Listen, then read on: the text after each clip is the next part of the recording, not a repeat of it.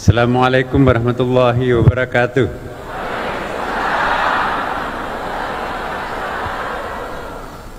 Alhamdulillahil qail fi kitabihil aziz. Qul sadaqallahu fattabi'u millata Ibrahim hanifa wa ma kana minal musyrikin. Inna awwala baitin wudi'a lin-nasi lallati bi Bakkata mubarakan wa hudan lil alamin. Fihi ayatum bayyinatum maqamu Ibrahim wa man dakhalahu kana amina walillahi 'alan nasi hajjul baiti man istata'a ilaihi sabila wa man kafara fa innallaha ghaniyyun 'anil 'alamin. Asyhadu an la ilaha illallah wa asyhadu anna Muhammadan abduhu wa rasuluh sahibul burhan. Allahumma salli wa sallim ala sayyidina wa habibina wa syafi'ina maulana wa atba'ina qurrata a'yunina Muhammadin sallallahu alaihi wasallam. Ma ba'd. Yang saya hormati Wakil Kepala Badan Penyelenggara Haji Indonesia, sahabat saya Dr. Dhanil Azhar Majuntak. Yang terhormat Dirjen Penyelenggaraan Haji dan Umrah Adinda Dr. Hilman Latif. Yang saya hormati Dirjen SDM Kesehatan Dr. Yuli Varian MEP. Yang saya hormati Dirut Bank Syariah Indonesia.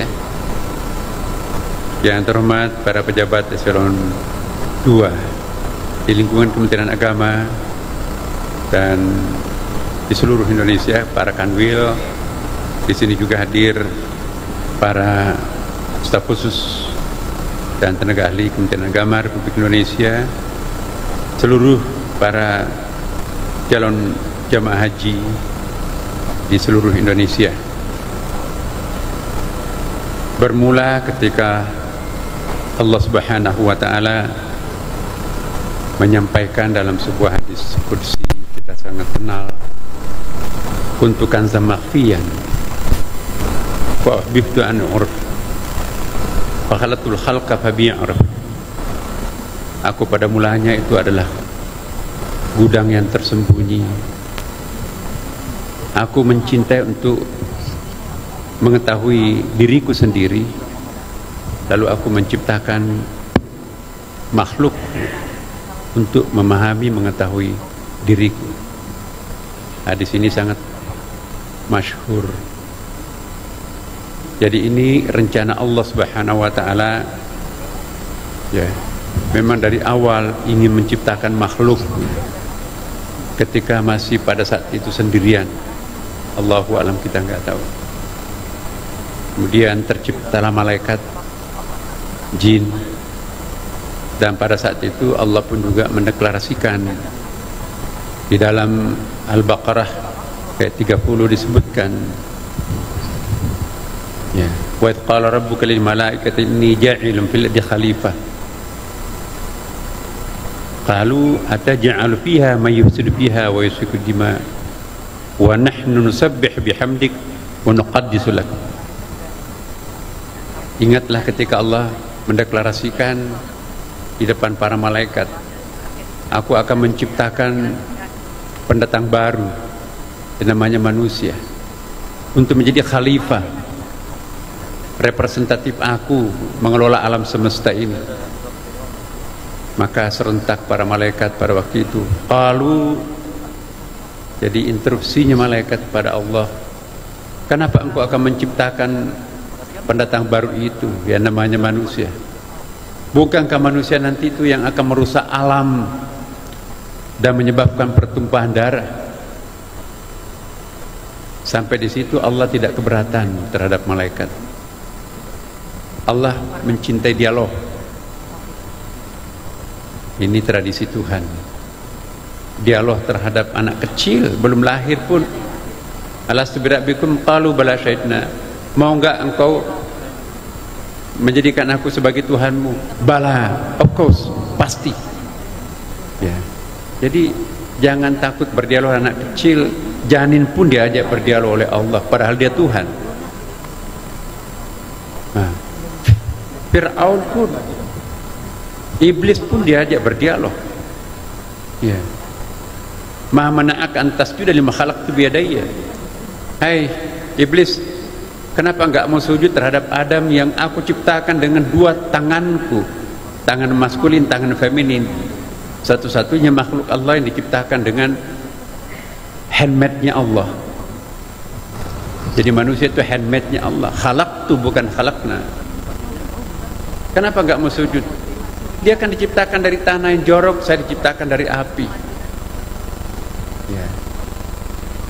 Jadi amkunta, apakah engkau termasuk ya istikbar atau al-alin, menganggap dirinya tinggi-tinggi? Istikbar artinya sombong, itulah iblis. Masa saya mau sujud kepada Adam dari tanah jorok, saya dari api. Ada teman saya Pak Ali Mubin di Makassar, dokter. Itu karena iblis tidak tahu kimia. Kalau iblis tahu ilmu kimia pasti mau sujud, karena komposisi kimia api itu nggak ada apa-apanya dibanding dengan komposisi kimia yang terkandung dalam tanah. Ya.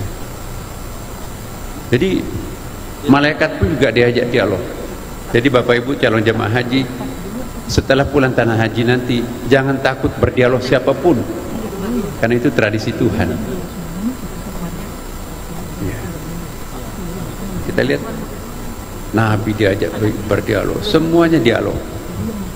Tapi yang membuat Allah sedikit agak apa ya, dari gaya bahasa yang digunakan, ketika malaikat mengatakan lanjutan dari ayat itu, wa nahnu nusabbih bihamdik wa nuqaddis lak. Ya. Tadi protesnya, kenapa engkau menciptakan pendatang baru langsung dilantik jadi khalifah? Ya.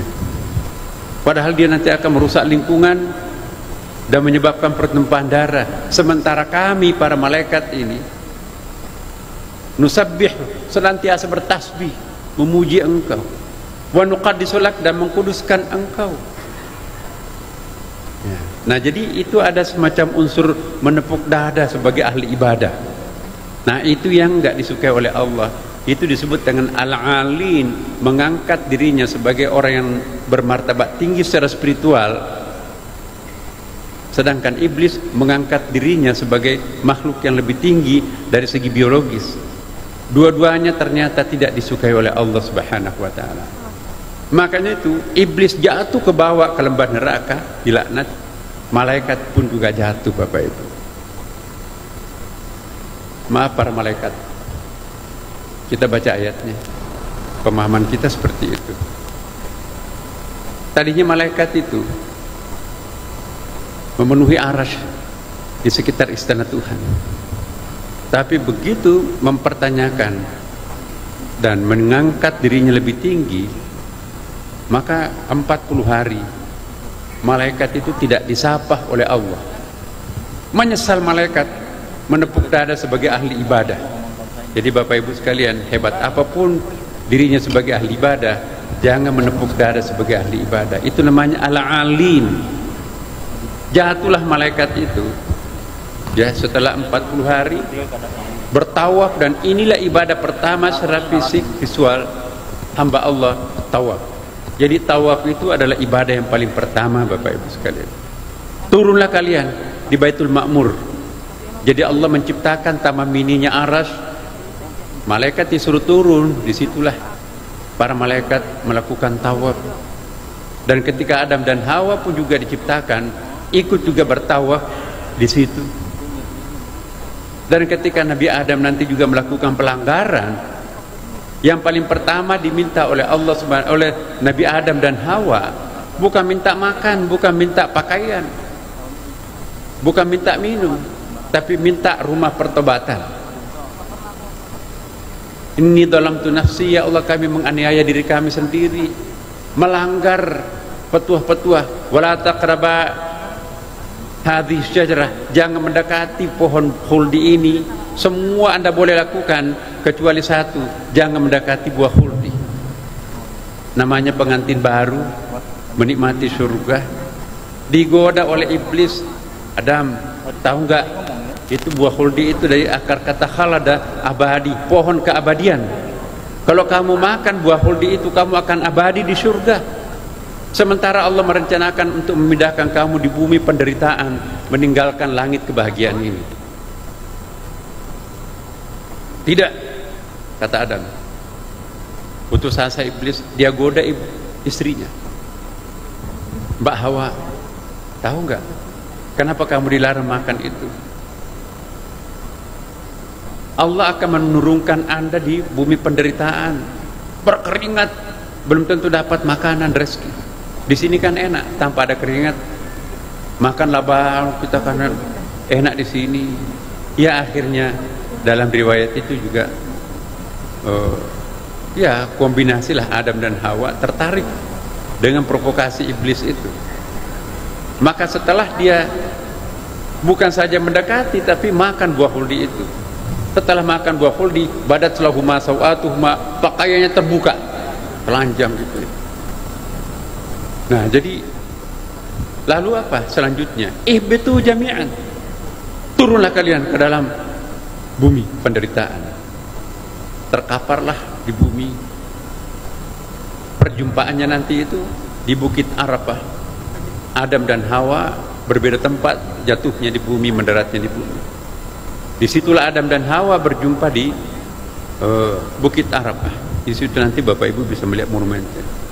Makanya disebut dengan Bukit Arafah, perjumpaan kembali Adam. Ya Allah, bangunkanlah rumah pertobatan seperti yang Engkau bangunkan rumah pertobatan malaikat.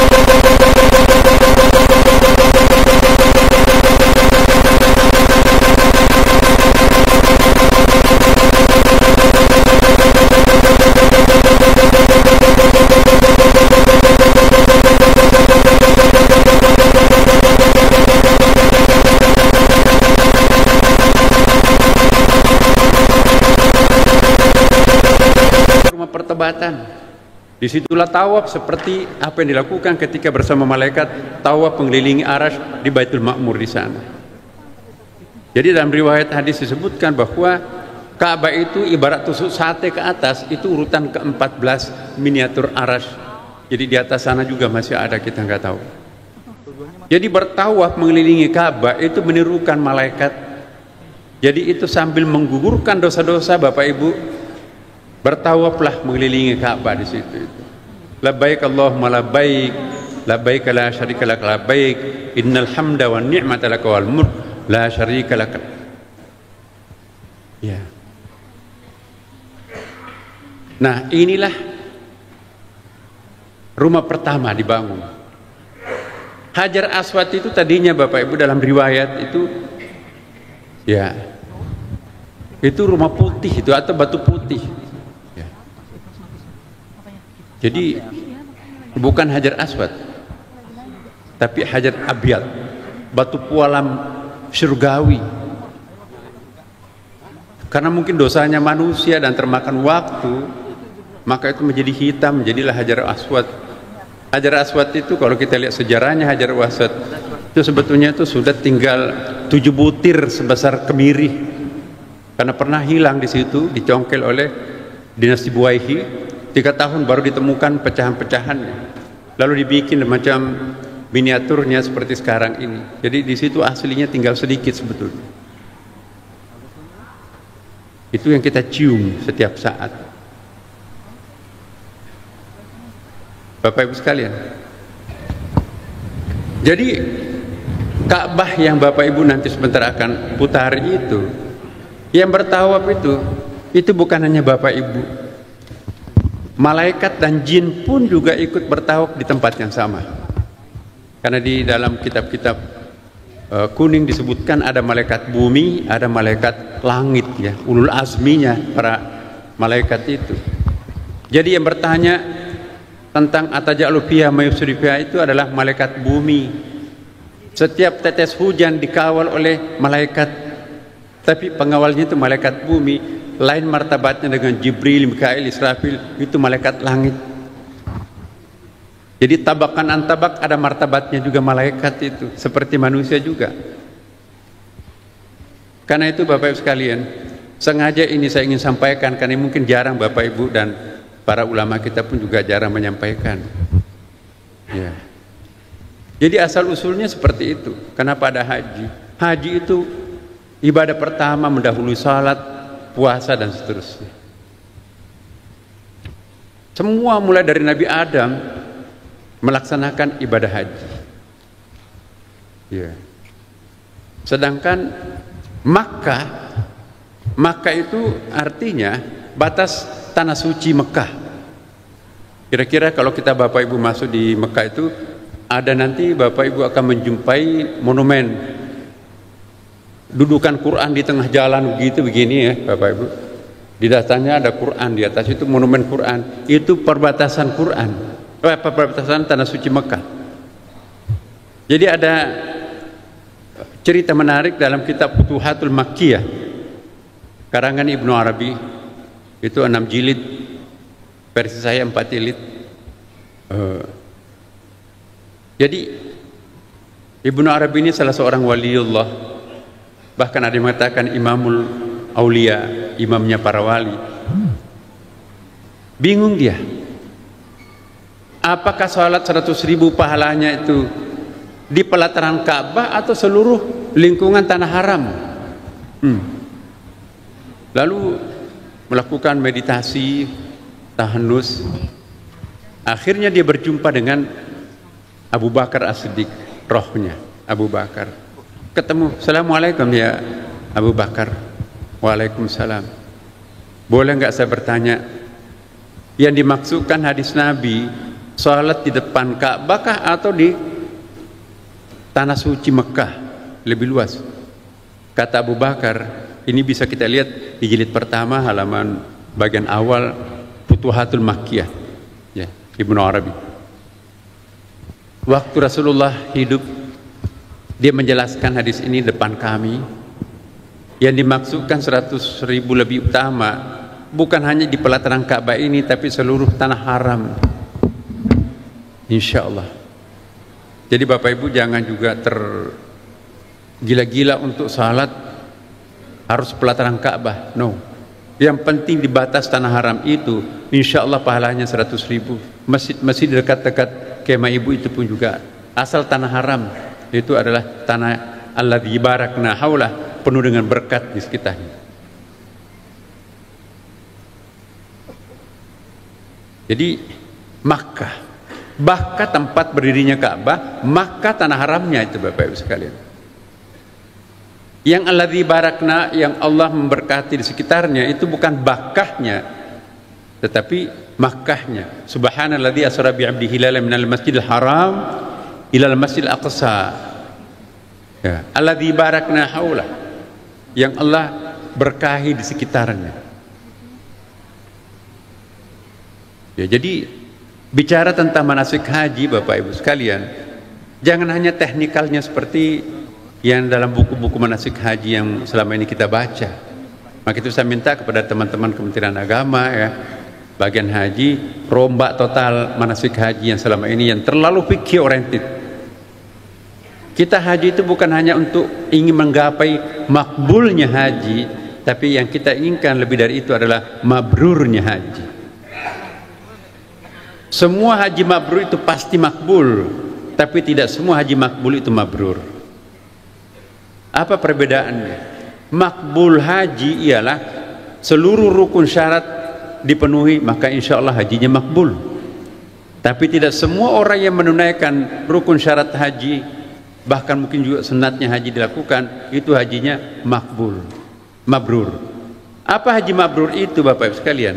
Haji mabrur itu bukan diukur pada saat pelaksanaan hajinya. Makbulnya haji itu diukur ketika kita masih di tanah suci. Tapi mabrurnya haji itu diukur setelah kita pulang dari tanah suci. Makanya itu haji mabrur itu ada 7 keutamaannya. Dan inilah yang kita nanti akan lakukan, ya, Kementerian Agama, walaupun nanti hajinya ke BPH, tetapi tanggung jawab Kementerian Agama memabrurkan hajinya para hujjaj. Haji mabrur itu insya Allah dalam hadis Bukhari Muslim, al-hajjil mabrur laisa lahu jazaa illal jannah, tidak ada balasannya kecuali surga. Hapus semua dosa-dosanya.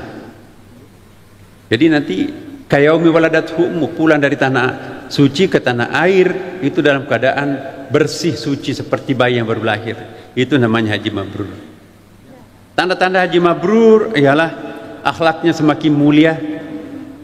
Tadinya pilih-pilih teman, sekarang siapapun diajak berteman, pilih sahabat. Ya. Ibadahnya makin rajin, itu tanda-tanda haji mabrur. Kemudian juga semakin jauh terhadap dosa maksiat. Sebelumnya langganan, gunting semua dosa-dosa langganan. Ya. Kemudian ibadah sosialnya semakin nyata, yang tadi dikatakan oleh Pak Wakabadan. Dan yang keenam, dibanggakan oleh Allah depan para malaikat. Inilah hambaku, ya, mendapatkan jamaah mabrur, haji mabrur. Dibangga-banggakan di depan para malaikat, itu hadis Nabi, Bapak. Kemudian juga haji mabrur itu pahalanya lebih utama daripada jihad, berjuang di jalan Allah, perang dan seterusnya. Nah, kabar gembira buat Bapak Ibu sekalian tahun ini, bersyukurlah Bapak Ibu sekalian, insya Allah tahun ini adalah haji akbar.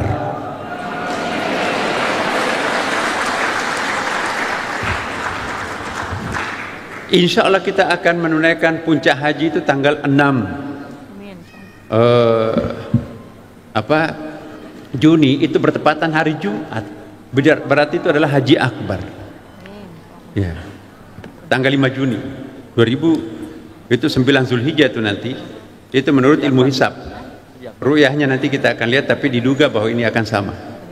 Alhamdulillah kita lebarannya, puasanya sama, kemudian juga lebarannya juga sama, kemudian juga haji akbarnya juga sama. Alhamdulillah Kementerian Agama mendapatkan berkah, ya. Kita bersyukur, ya, Kementerian Agama mendapatkan, kita semuanya, ya, berdoa. Alhamdulillah. Seumur hidup Indonesia tidak pernah ongkos haji itu turun, baru kali ini turun. Padahal Bapak Ibu, kami baru pulang dari tanah suci juga. Pajak di tanah suci itu di Mekah itu semakin tinggi. Ya.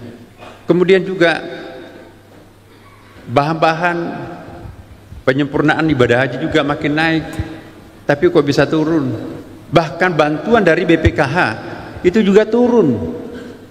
Tahun lalu 40%, sekarang ini kurang dari 40%. Tapi kok bisa turun? Ya, tidak boleh kita riak Bapak Ibu sekalian. Itu perjuangan teman-teman, itu bukan saya lah. Saya hanya tanda tanganin aja. Bapak Ibu sekalian, jadi kembali lagi bahwa haji itu betul-betul luar biasa. Maka itu saya mohon betul Bapak Ibu sekalian, jamaah haji tahun ini betul-betul niatkan, inilah haji yang paling istimewa kita ini. Kabupaten Bantaing, Sulawesi Selatan harus menunggu 48 tahun baru bisa haji. Jadi kalau 60 tahun haji tahun ini, harus menunggu 48 tahun akan datang, lebih 100 tahun baru bisa lagi naik haji. Tapi jangan khawatir Bapak Ibu sekalian, sekalipun satu kali haji, asal hajinya mabrur itu lebih penting daripada berkali-kali haji tapi hajinya tidak mabrur. Nabi Muhammad sallallahu alaihi wasallam hanya satu kali haji.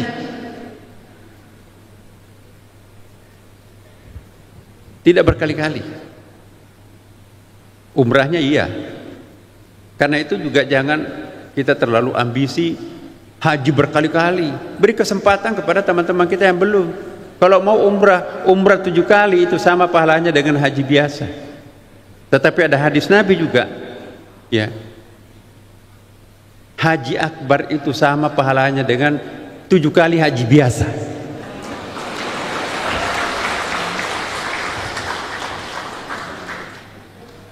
Subhanallah.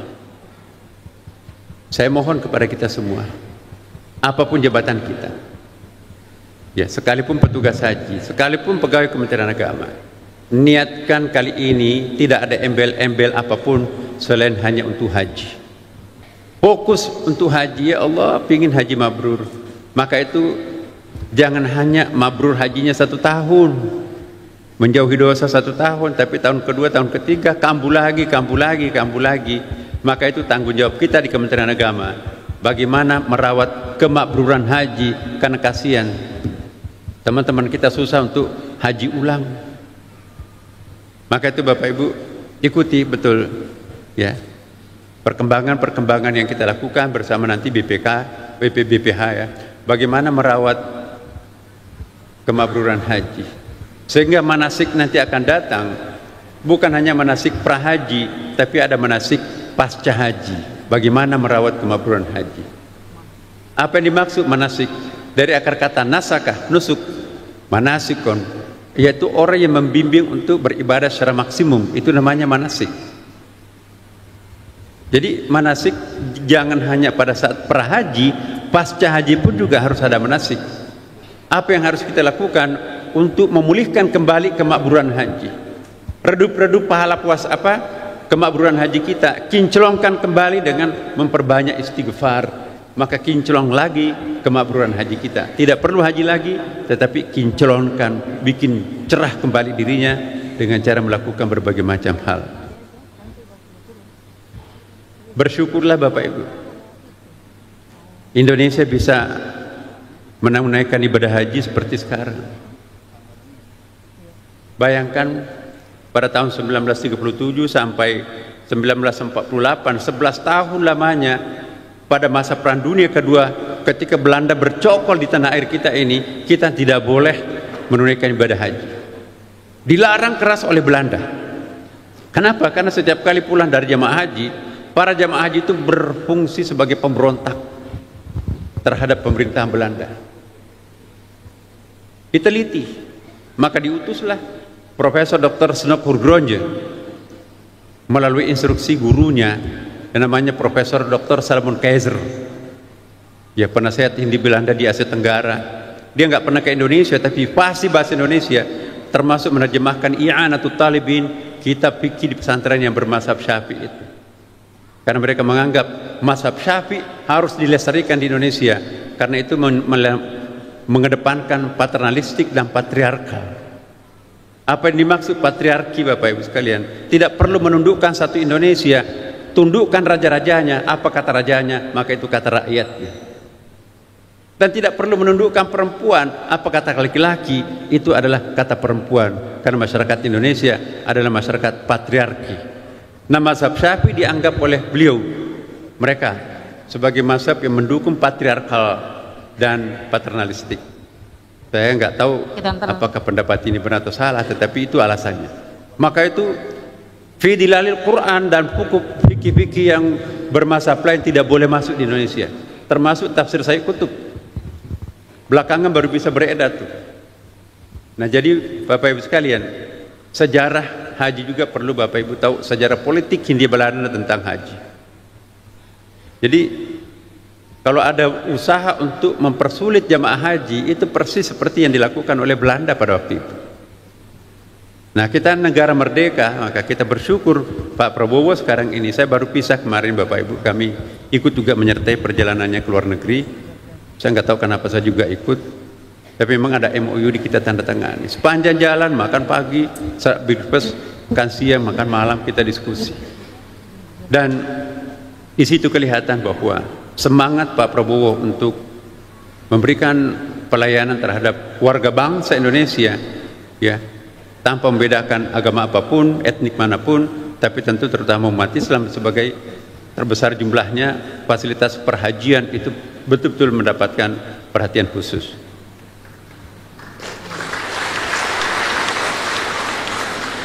Iya, tapi dulu memang tahun 2020 sampai 2021 kita juga 2 tahun tidak memberangkatkan jamaah haji karena COVID, ya Bapak Ibu sekalian. Nah, tentu doa kita semoga tidak ada pandemi yang datang tiba-tiba yang bisa merubah kalender kita. Tapi insya Allah kami baru pulang juga dari Tanah Suci, rapat koordinasi di situ bersama dengan Pak Dirjen, staf khusus dan teman-teman yang lain. Alhamdulillah banyak sekali hal-hal yang positif.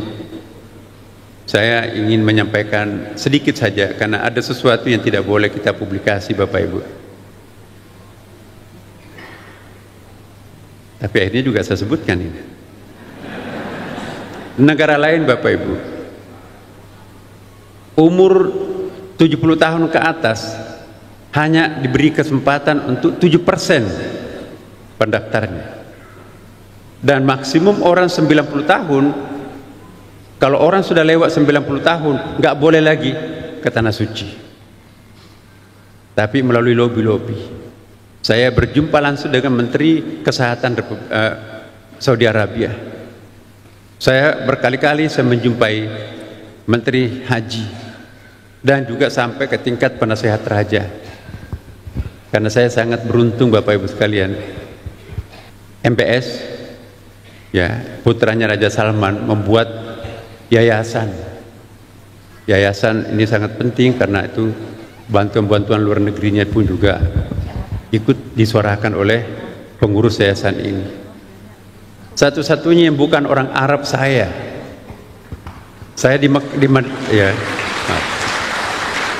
di Amerika Bapak Ibu, ditelepon. Saya pikir siapa yang nelpon pakai bahasa Arab. Where are you? Di mana? Anta di mana Anda? Ana fi Amerika. Dia rubah bahasa Inggris. I'm in America. Nah, dia minta saya menjadi advisor, semacam penasehat yayasan itu. Why me? Kenapa saya? Ya, akhirnya ditunjuk sebagai 7 orang dan 1 diantaranya orang Indonesia menjadi advisornya, penasehatnya. Dan di situ lingkungan raja Bapak Ibu sekalian. Dan alhamdulillah, jadi ada jalur komunikasi kami langsung dengan raja. Dan satu-satunya mungkin di negara lain tidak ada yang diberikan kesempatan berhaji di atas 90 tahun, hanya Indonesia Bapak Ibu. Langsung di WA, masih ada tuh WA-nya di handphone saya. Tapi itu jangan disampaikan ke teman-teman negara lain. Jadi Bapak Ibu sekalian, inilah pentingnya lobby. Dan siapa yang melobi itu juga penting. Karena itu Bapak Ibu sekalian, kita sangat bersyukur menjadi orang Indonesia. Setiap tahun kita mendapatkan penghargaan dari pemerintah Saudi Arabia. 1/5 jamaah haji di dunia adalah dari Indonesia, terbesar di dunia Bapak Ibu. Tetapi tingkat pelanggaran yang paling sedikit para jamaah haji adalah Indonesia. Saya juga berkesempatan keliling penjara Bapak Ibu, di penjara-penjara di Saudi Arabia, dalam kapasitas saya sebagai kelompok ahli Badan Penanggulangan Teroris BNPT. Jadi satu waktu kami keliling, saya cari orang Indonesia di penjara-penjara di Saudi Arabia. Saya tidak temukan orang Indonesia. Saya tanya kepada sipirnya, kok kenapa orang Indonesia saya tidak jumpai? di penjara Madinah dan di Jeddah juga ya. Iya. Ini aneh katanya. Itu jenderal tuh. Aneh. Warga negara asing yang paling padat di Mekah, Saudi Arabia adalah Indonesia. Bahkan menyebut angka kurang lebih 2 juta. Ya. Tetapi yang paling sedikit masuk penjara ini adalah orang Indonesia. Berarti tingkat pelanggaran pidana, pelanggaran sosial di sana itu Indonesia paling kecil. Yang lainnya memang maaf kalau saya sebutkan negaranya, misalnya Pakistan, Mesir, banyak sekali di situ itu. Tapi saya cari orang Indonesia itu nggak ketemu. Maka itu orang Indonesia dianggap sebagai jamaah haji yang paling tertib. Makanya itu mereka menganggap contohilah Indonesia. Negara-negara lain banyak belajar tentang haji seperti jamaah haji negara-negara Afrika. Datang ke Indonesia belajar bagaimana pengelolaan ibadah haji, kok bisa tertib seperti itu. Ya. Saya kira ini adalah kesadaran universal. Ini karena budaya Indonesia ini adalah budaya maritim. Maritim itu beda dengan continental culture. Budaya kontinental negara daratan itu, Bapak Ibu, dalam antropologi, budaya kontinental itu stratifikasi sosialnya, struktur sosial itu bertingkat-tingkat. Raja, ya, kemudian raja kedua, raja ketiga. Jadi ada 12 struktur pada masa Nabi. Jadi Rasulullah diutus dalam masyarakat yang memiliki kasta 12. India cuma 4 kastanya, repot. Nabi menghadapi 12 kasta pada waktu itu. Dan dijadikan cuma 1 kasta. Ya, maka itu kasta tunggal itu adalah disebut dengan umat. Jadi kabilah dirubah menjadi umat. Sya'bon dirubah menjadi umat, Hizbon dirubah menjadi umat, ya, kemudian juga Syiah dirubah menjadi umat, golongan ya kan. Kemudian Hizbon dirubah jadi umat, Qaumun dirubah menjadi umat, ya. Wal takum minkum ummatun yad'una ilal khair, kuntum khair ummat, ya.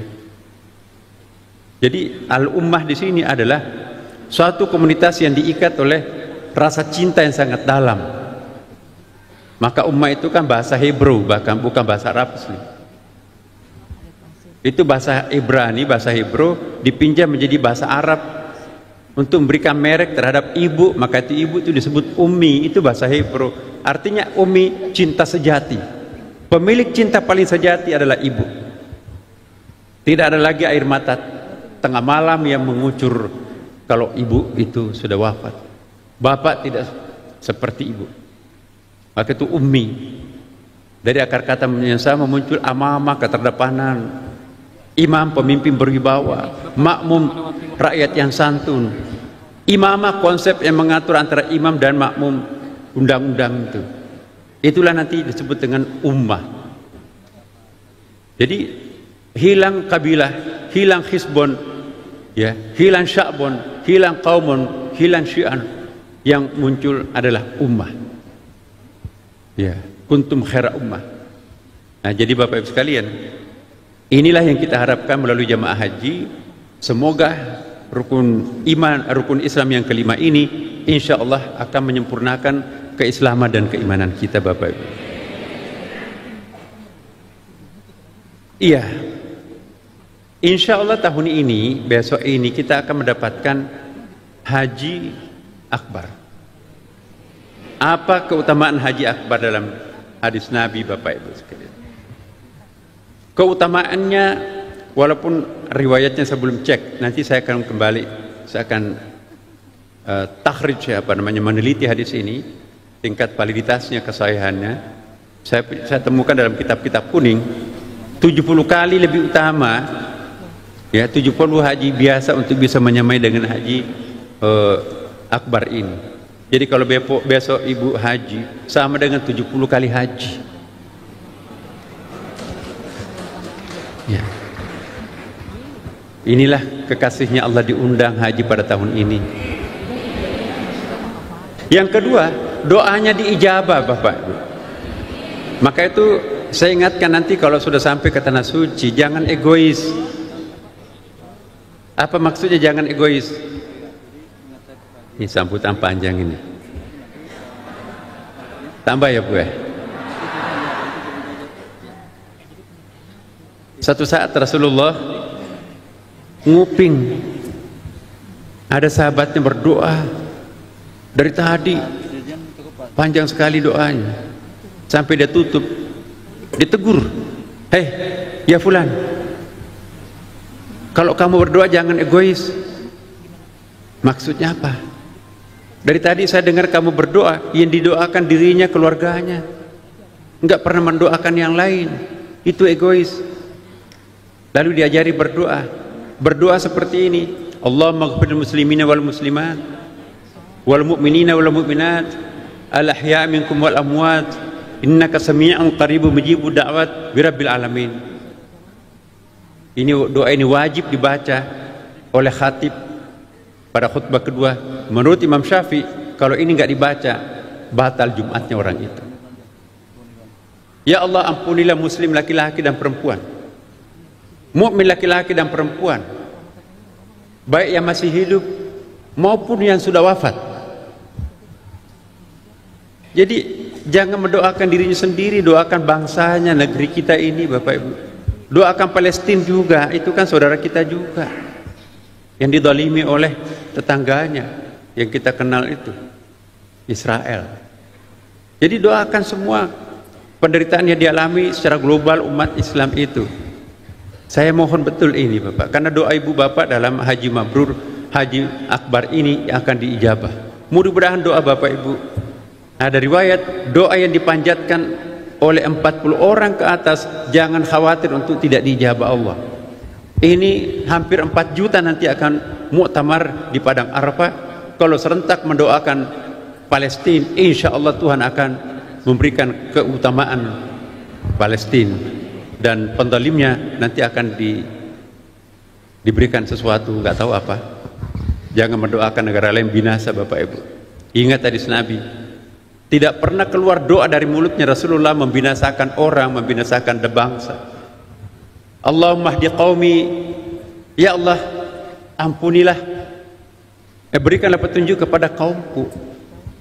Kan malaikat, mau nggak saya balaskan penderitaanmu? Nabi mengungsi ke Taif, dikejar, dihadang oleh preman Taif, dilempari batu, diusir, berdarah tumitnya Rasulullah. Datang malaikat penjaga gunung Taif, mau nggak saya balaskan penderitaanmu ya Rasulullah? No, jangan. Jangan lakukan itu. Umatku melakukan itu karena dia tidak tahu siapa aku. Nabi mengangkat kedua tangannya, Allahumma ya Allah, Allahumma hdi qaum, ya Allah ampuni kaumku. Dia melakukan itu. Kenapa? Karena la ya'lamu, dia tidak tahu siapa aku. Malaikat pun kagum.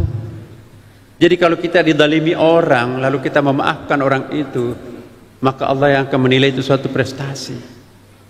Ya. Kalau kita difitnah orang, maafin, itu urusannya dengan Tuhan. Jangan ada dendam di antara kita.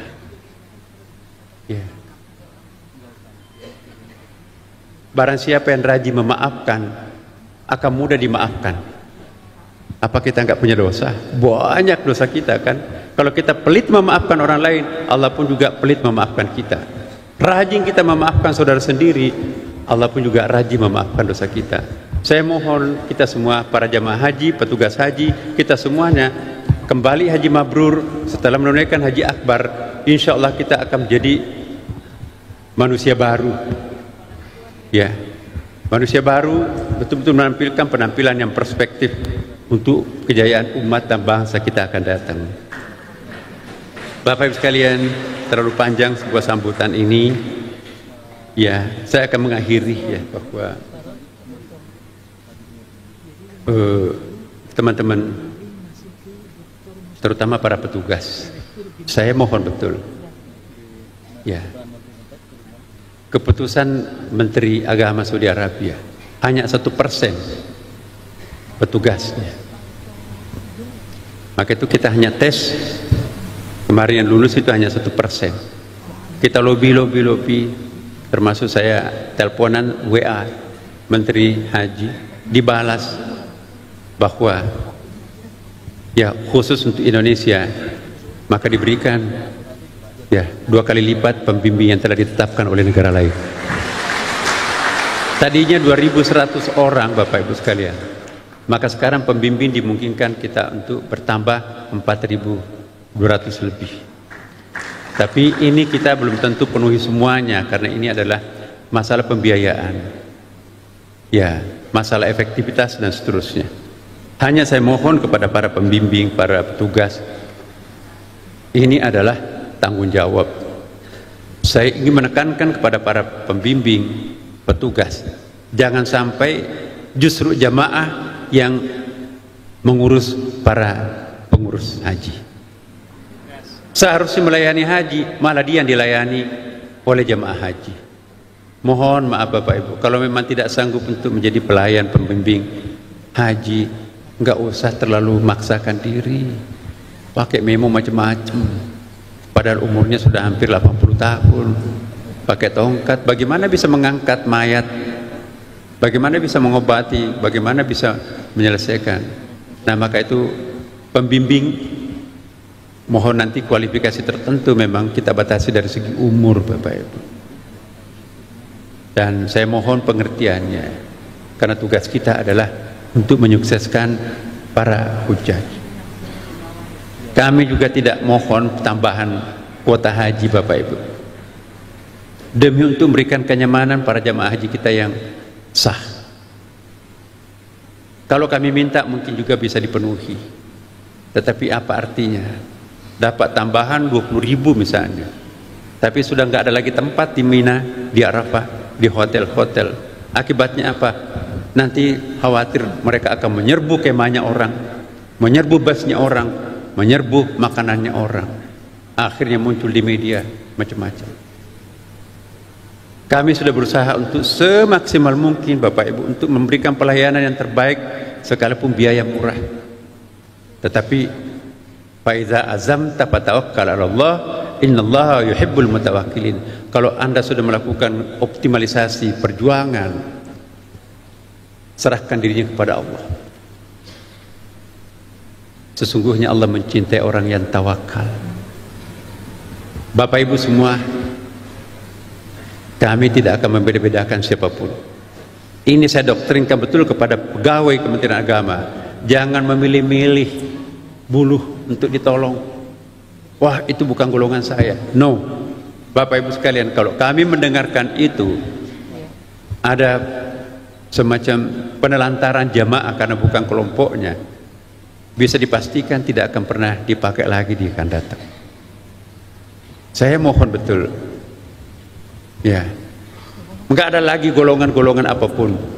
Semua adalah tamu Allah, duyufullah, duyufur rahman. Mari Bapak Ibu sekalian, kalau jamaah haji dapat pahala 10, maka petugas hajinya bisa 20 kali. Sementara jamaah hajinya sudah istirahat tidur, tetapi para petugas haji masih berpanas-panasan untuk mengurus jamaah di tempat yang lain. Ini yang kita harapkan. Jadi sekali lagi saya titip betul, belum tentu akan menjadi petugas haji akan datang, belum tentu akan diberi kesempatan seperti ini. Maksimumkan perjuangan pertolongannya kepada para jamaah, maka insya Allah Allah pun juga maha penolong. Ya, demikian Bapak Ibu sekalian. Dan untuk itu mari kita mohon kemudahan, kemurahan dari Allah Subhanahu wa taala. Di seluruh Indonesia di sini hadir Bapak Ibu sekalian. Sebentar lagi akan ada penghargaan. Doa yang berjamaah kami perlukan agar semoga pelaksanaan jamaah haji, pelaksanaan haji ini berjalan lancar tanpa kekurangan. Dan juga kalau misalnya Bapak Ibu menemukan kelemahan, kekurangan, terimalah itu sebagai suatu kehilapan kami, dan kami minta maaf. Seluruh kekurangan pelaksanaan ibadah haji yang akan datang, tanggung jawabnya adalah Menteri Agama. Saya yang bertanggung jawab Bapak Ibu sekalian. Karena itu apapun yang terjadi, taruhannya saya ingin betul-betul memaksimumkan pelaksanaan ibadah haji ini, supaya nanti pelaksanaan ibadah haji akan datang oleh BPH itu ada semacam patronnya. Kami juga akan mewariskan sebuah buku besar yang belum pernah terjadi selama ini, buku besar haji mulai dari A sampai Z-nya sampai mikro pendanaannya itu. Jadi siapapun pelaksana haji akan datang, tinggal buka kitab sucinya haji, A sampai Z ada di situ. Dan ini belum pernah terjadi, supaya nanti jangan bingung. Siapapun pelaksananya, panitianya, tinggal mengikuti buku besar itu, hanya ada perubahannya sedikit-sedikit. Karena itu kalau Bapak Ibu menemukan kekurangan, kelemahan, mohon pengertian Bapak Ibu. Kami sudah mengusahakan yang terbaik, tapi kemampuan kami hanya manusia biasa, bukan malaikat. Mohon maaf sebelum kejadian itu. Tapi inilah harapan kami. Dan untuk itu mari kita bersama-sama membaca doa. Induknya doa adalah surah Al-Fatihah. Semoga hari ini Allah mengabulkan doa kita bersama. Ala hadhihi niyyah. Al-Fatihah. A'udzu billahi minasyaitonir rajim. Bismillahirrahmanirrahim. Alhamdulillahirabbil alamin. Ar-Rahmanir Rahim. Maliki yaumiddin. Iyyaka na'budu wa iyyaka nasta'in. Ihdinas siratal mustaqim. Siratal ladzina an'amta 'alaihim ghairil maghdubi 'alaihim waladdallin. Amin amin ya rabbal alamin. Wassalamualaikum warahmatullahi wabarakatuh. Mohon berkenan Bapak